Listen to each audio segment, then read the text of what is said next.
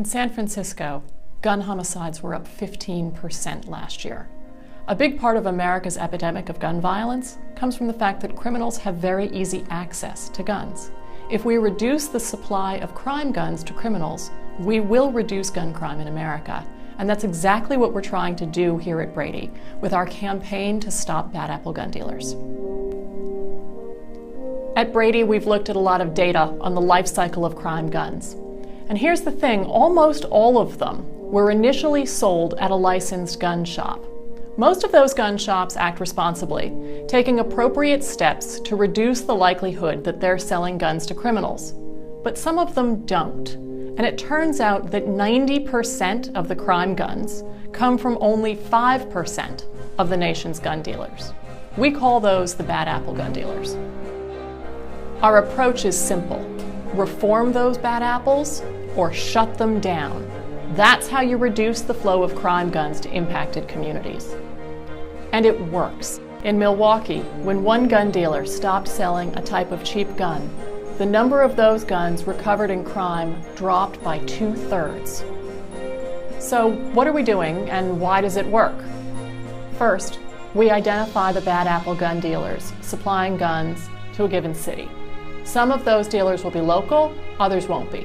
Local police have data identifying the bad apple dealers, but many of them have never analyzed it that way. We're leading a coalition that's already working with the Oakland Police Department to analyze its data, and we have similar efforts underway in Los Angeles and in Stockton, as well as in cities outside of California. In addition to our work with police departments, we partner with local reporters, local researchers, and other community members to identify bad apple gun dealers.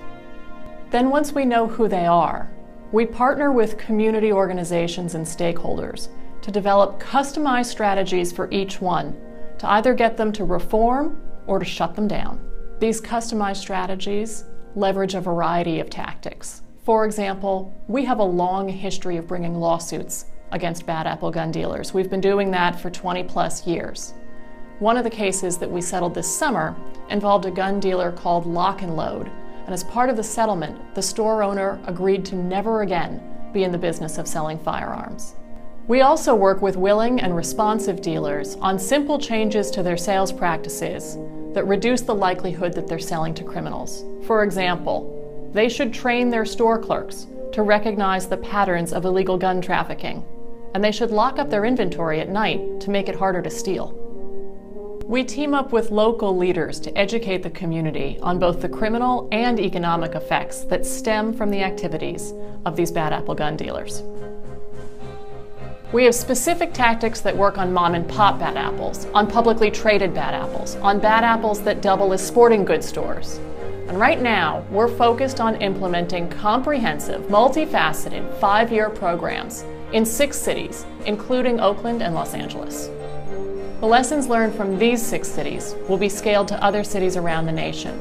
We hope that you'll help us get it off the ground by supporting this innovative, data-driven, and strategic approach to reducing the supply of crime guns.